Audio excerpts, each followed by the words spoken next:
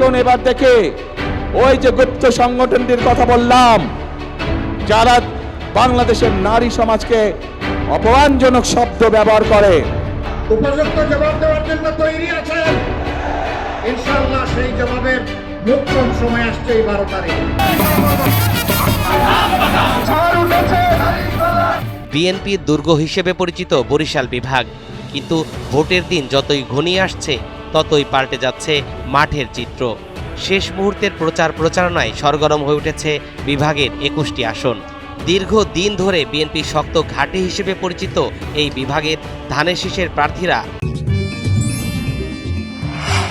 আমা authentic Brazilian coffee এগিয়ে থাকলেও প্রতিদ্বন্দ্বিতা দিন দিন কঠিন হয়ে উঠেছে। বরিশাল বিভাগের 21টি আসনের অন্তত অর্ধেকেরও বেশি আসনে বিএনপির প্রার্থীদের মুখোমুখি হতে হচ্ছে হাড্ডাহাড্ডি লড়াইয়ের। বিশেষ করে দাড়িপাল্লা প্রতীকের জামাতে ইসলামের প্রার্থী এবং হাতপাখা প্রতীকের ইসলামী আন্দোলন বাংলাদেশের প্রার্থীরা বেশ কয়েকটি আসনে শক্ত অবস্থান তৈরি করেছেন। এছাড়া 2টি আসনে বিএনপির ঘাড়ের উপর শ্বাস ফেলছে বিদ্রোহী প্রার্থী।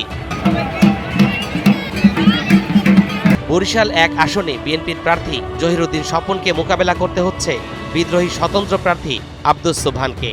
স্থানীয়ভাবে শক্ত অবস্থান তৈরি করা এই বিদ্রোহী প্রার্থী বিএনপির ভোটে ভাঙন ধরাতে পারেন বলে মনে করছেন স্থানীয় ভোটাররা। একই সঙ্গে আসনটিতে গুরুত্বের সঙ্গে বিবেচনায় রেখে প্রচার প্রচারণা চালাচ্ছে ইসলামী আন্দোলন বাংলাদেশও।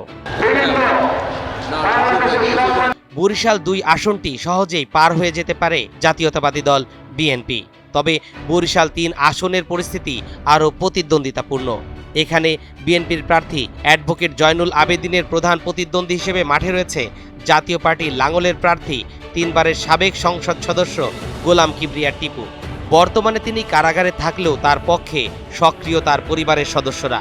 একই আসনে 11 দলীয় জোটের সমর্থন পেয়ে নির্বাচনী প্রচারণায় বেশ আত্মবিশ্বাসী অবস্থানে রয়েছে এবি পার্টির আসাদুজ্জামান ফুয়াদ। বরিশাল 4 আসনে এবার ভোটের লড়াই বেশ তীব্র আকার ধারণ করেছে। স্বেচ্ছাসেবক দলের সভাপতি রাজীব আহসান বিএনপি ধানের শীষ প্রতীকের প্রার্থী হিসেবে মাঠে রয়েছেন। তার প্রধান প্রতিদ্বন্দ্বী হিসেবে শক্ত অবস্থান নিয়েছেন বরিশাল জেলা জামাতে ইসলামীর আমির আব্দুল জব্বার। বরিশাল জেলায় সম্ভাব্য জয়ের তালিকায় এই আসনটি 1 নম্বরে রেখেছে বাংলাদেশ জামাতে ইসলাম। অন্যদিকে বরিশাল 5 আসনের বিএনপির প্রার্থী মজিবুর রহমান সারোয়ারকে মোকাবেলা করতে হচ্ছে ইসলামী আন্দোলন বাংলাদেশের জ্যেষ্ঠ নায়েবে আমির সৈয়দ মোহাম্মদ ফয়জুল করিমকে। পাশাপাশি একই আসনে আলোচিত প্রার্থী ডাক্তার মনীষা চক্রবর্তী। ফলে এখানে ত্রিমুখী লড়াইয়ের আভাস পাওয়া যাচ্ছে।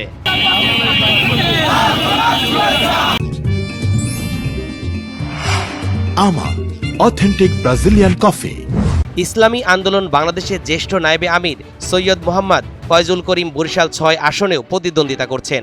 সেখানে বিএনপির প্রার্থী আবুল হোসেন খানের অবস্থান তুলনামূলকভাবে শক্ত বলে মনে করছেন স্থানীয়রা। তবে জামাতে ইসলামীর বরিশাল জেলা সেক্রেটারি মোহাম্মদ মাহমুদুন নবী এই আসনে সক্রিয় রয়েছেন। অন্যদিকে পটুয়াখালীর 4টি সংসদীয় আসনের মধ্যে পটুয়াখালী 1 আসনে বিএনপির প্রার্থী আলতাফ হোসেন চৌধুরী শক্ত অবস্থানে রয়েছেন। একইভাবে পটুয়াখালী 4 আসনেও বিএনপির প্রার্থী এবিএম মোশাররফ হোসেনকে এগিয়ে রাখা হচ্ছে মাঠ পর্যায়ের হিসেবে। স্থানীয় নেতাকর্মী ও ভোটাররা মনে করছেন এই 2টি আসনে বিএনপি তুলনামূলকভাবে স্বস্তিতে রয়েছেন। তবে পটুয়াখালী 2 আসনের পরিস্থিতি ভিন্ন। এখানে দাড়িপাল্লা প্রতীকের জামাতের প্রার্থী ডক্টর শফিকুল ইসলাম মাসুদ শক্ত অবস্থান গড়ে তুলেছেন। একই সঙ্গে বিএনপির প্রার্থী শহীদুল আলম তালুকদারের সঙ্গে মূল লড়াই হবে বলে মনে করছেন ভোটাররা।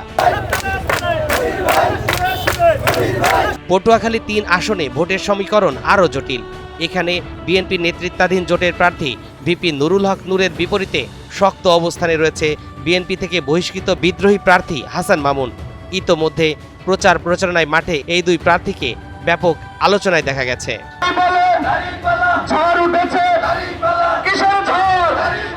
এদিকে দ্বীপ উপজেলা ভোলার 4টি সংসদীয় আসনে প্রতিদ্বন্দ্বিতার আভাস স্পষ্ট হয়ে উঠেছে। ভোলা 1 আসনে বিএনপি সমর্থিত বাংলাদেশ জাতীয় পার্টি আন্দালিব রহমান পার্থের সঙ্গে দাড়িপাল্লা প্রতীকের মোহাম্মদ নজরুল ইসলামের হাড্ডাহাড্ডি লড়াই হওয়ার সম্ভাবনা দেখা যাচ্ছে। একইভাবে ভোলা 2 আসনের ধানের শীষ প্রতীকের প্রার্থী হাফিজ ইব্রাহিমের সঙ্গে জামাতের প্রার্থী মোহাম্মদ ফজলুল করিমের তীব্র প্রতিদ্বন্দ্বিতা হতে পারে। যদিওবা ঐতিহাসিকভাবে এই দুটি আসনে বিএনপি সবসময় ভালো করে আসছে। ভাই আপনারা ভোট চান, অসুবিধা নাই, কিন্তু ধর্মকে বিক্রি করেন না, কিয়ামতকে ভয় করেন।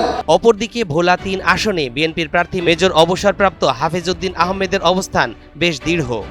একইভাবে ভোলা ৪ আসনে ধানের শীষ প্রতীকের নুরুল ইসলাম নয়নও বেশ ভালো অবস্থানে রয়েছে। মাঠ পর্যায়ের হিসেবে ঝালকাঠি ১ আসনে ৭ প্রার্থীর মধ্যে মূল প্রতিদ্বন্দ্বিতা গড়ে উঠছে ধানের শীষের প্রার্থী রফিকুল ইসলাম জামাল এবং দাড়িপাল্লার প্রার্থী ডক্টর ফজলুল হকের মধ্যে।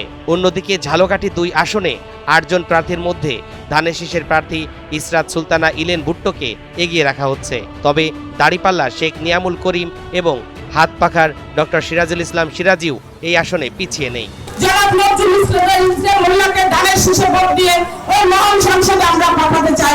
বরগুনা ১ আসনে ৪ জন প্রার্থীর মধ্যে মূল লড়াই হবে ধানের শীষের প্রার্থী নজরুল ইসলাম মোল্লা এবং হাত পাখার প্রার্থী মোহাম্মদ অলিউল্লাহর মধ্যে। বরগুনা ২ আসনে ৯ জন প্রার্থী থাকলেও ভোটারদের ধারণা মূল প্রতিদ্বন্দ্বিতা সীমাবদ্ধ থাকবে ধানের শীষের প্রার্থী নুরুল ইসলাম মনি এবং দাড়িপাল্লার প্রার্থী ডাক্তার সুলতান আহমেদের মধ্যে। ইনশাআল্লাহ 12 তারিখ বিজয় অর্জিত হবে ইনশাআল্লাহ। এদিকে পিরোজপুর জেলা ৩টি সংসদীয় আসনের মধ্যে পিরোজপুর ১ ও পিরোজপুর ২ আসনে জামাতের প্রার্থীরা শক্ত অবস্থান গড়ে তুলেছেন। এই ২ আসনে প্রয়াত দেলোয়ার হোসেন সাইদির ছেলেরা জামাতের প্রার্থী হিসেবে মাঠে রয়েছেন এবং স্থানীয়ভাবে তাদের সাংগঠনিক উপস্থিতি বেশ দৃশ্যমান। তবে পিরোজপুর ১ আসনে বিএনপির প্রার্থী অধ্যক্ষ আলমগীর হোসেনের সঙ্গে জামাতের মাসুদ সাইদির হাড্ডাহাড্ডি লড়াইয়ের আভাস মিলেছে। একইভাবে পিরোজপুর ২ আসনে বিএনপির প্রার্থী সোহেল সুমন মঞ্জুর এবং জামাতের শামীম সাইদির মধ্যে তীব্র প্রতিদ্বন্দ্বিতা হতে পারে। যারা দেশ থেকে পালিয়ে গেছে তাদের সাথে সব সময় এপাশ নালে ওপাশ মুদ্রার এপেট নালে ওপিট হিসেবেই তারা ছিল। কাজে তাদের কাছ থেকে দেশের মানুষ ভালো কোনো কিছু আশা করতে পারে না। পিরোজপুর ৩ আসনে বিএনপির প্রার্থী রুহুল আমিন দুলালের সঙ্গে হাত পাখার প্রার্থী ডাক্তার রুস্তম আলী ফরাজির বেশ দৃষ্টিনন্দন লড়াই হবে। তবে উপজেলা বিএনপির কমিটি নিয়ে চলমান দ্বন্দ্ব ফরাজিকে বেশ এগিয়ে রাখছে। সব মিলিয়ে বরিশাল বিভাগের নির্বাচনী মাঠে এবার লড়াই সহজ হবে না কোনো দলের জন্য। শেষ পর্যন্ত ভোটারদের রায় নির্ধারণ করবে কে কতটা সুবিধাজনক অবস্থান তৈরি করতে পারছেন এবং নির্বাচনের ফল ঘরে তুলতে পারছেন। তরিকুল ইসলাম, এনটিভি অনলাইন।